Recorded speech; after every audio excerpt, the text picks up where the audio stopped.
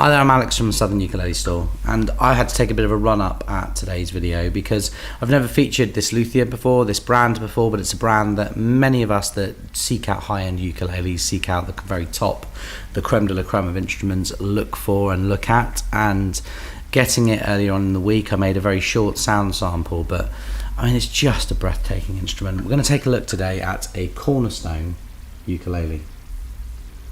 Now, let's take a look at the shape first of all. This ukulele here with this very unique sound hole. Made a high-grade curly Koa. We'll just take a little walk around it before we talk about it. A really special grade of instrument here. Even the headstock here. Subtle in this light, but absolutely stunning. Now, Cornerstone is the product of Pete Marreiros, which is a builder from, I think originally from California, but currently building in North Carolina, Bakersville, North Carolina. You would have seen these instruments featured before on Ukulele Site if you're somebody that kind of seeks out product knowledge on ukuleles. And the chap himself is a fascinating, really kind of battle-hardened luthier with, I would say, about 2 decades of experience. Moved over from building mainly guitars around 6-7 years ago and began focusing really on ukuleles. And each one is very, very specifically tuned and different to the last one. Looking at some of the interviews that Peter has done in the past, he was talking about how he moves the bracing and tunes the bracing, thinning, adjusting, building new bracing for each individual instrument. And the inside of this ukulele is the thing that gets us really, really excited here. We see instruments all the time that have weight relief bracing now. Kanile'a pioneered it in many ways on the ukulele, but just 2 or 3 weeks ago we were looking at those Ohana custom shops with those very thin, delicate bracing. But there's something almost arrogant about the bracing in this. The bracing on this looks like it belongs in some kind of futuristic version of Noah's Ark.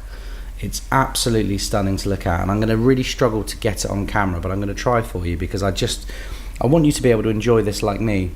And if we are looking inside, make note of these etched tribal inlays completing the look that matches up with the headstock here. And this headstock has a Koa half sail faceplate over ebony, so you've got a mixture of Koa and ebony there on the faceplate with the tribal etchings, but also just a flower, looks like a hibiscus flower with abalone binding and the Cornerstone abalone logo.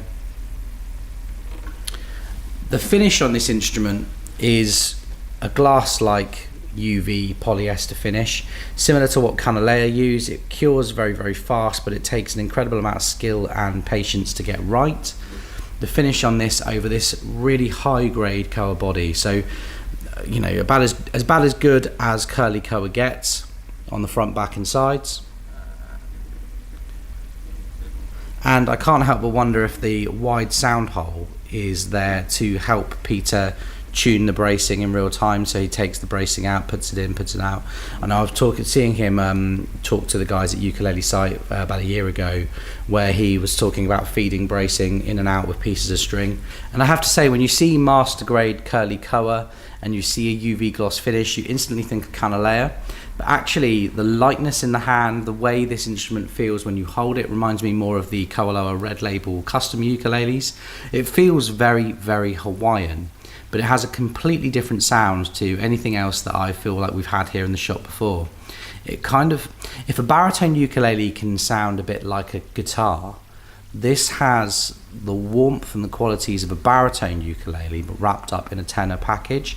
So when you see a super tenor, that's kind of what they're trying to do. But I don't know if it's the tuned bracing or it's just a little bit of the magic that Peter uses when he builds these instruments. But this instrument, to me, sounds so much bigger than a ukulele. It sounds like it's got some kind of reverb and EQ when you play it naturally. It's like somebody's following you around for the rest of your life with a mixing desk, making you sound the best that you can sound.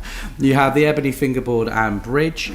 The bridge itself, I really love this bridge with a granitized bone nut and saddle.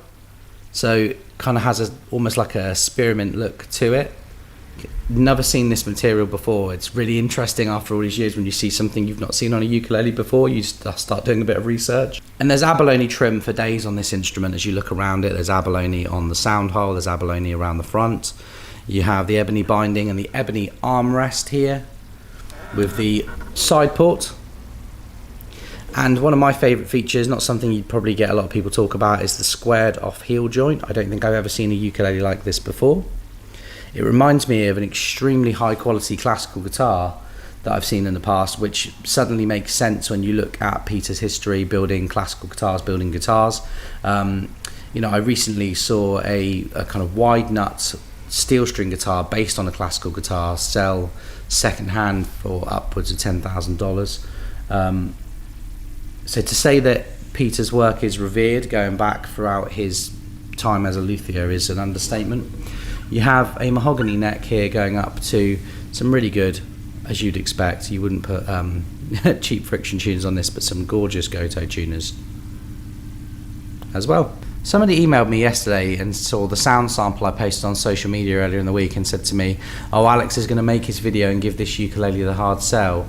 And it made me think, with this ukulele, when something is like this, you don't really feel any kind of pressure or urge to give it a hard sell, because this instrument is beyond the realms of affordability for 99% of the players out there that are buying ukuleles.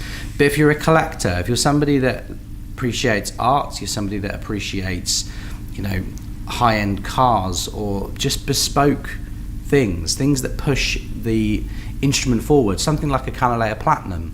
This is a similar kind of price to a Kanile'a Platinum, and the only difference is it's made by a single luthier in a different part of the world, different part of the USA, but to the same standard. And actually it does remind me most of one of the Kanile'a Platinums from a couple of years ago, because there's something about the note separation on this instrument. When you play it, when you strum a chord, the lower and the mid frequencies, they linger in a different dimension, a different realm to the higher frequencies. So the melody, it almost sounds like two people playing a duet with each other. That's how good the very, very top end 1% of musical instruments are, and that's what this is. And I could truly never do it justice, but I'm going to try for you now. I'm going to give this a play and see what you think. I like how much you can emote on the C string.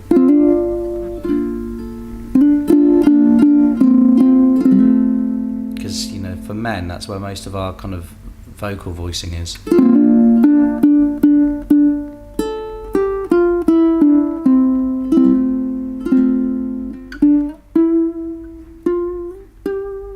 Normally on a ukulele I find the C to be quite dead where it's such a thick string.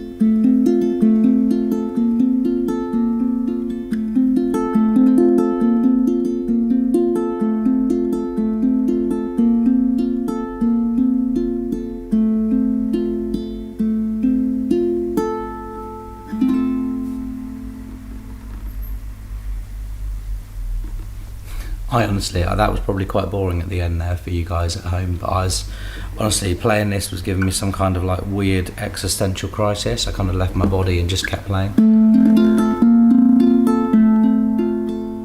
Guess that's what music's about, folks.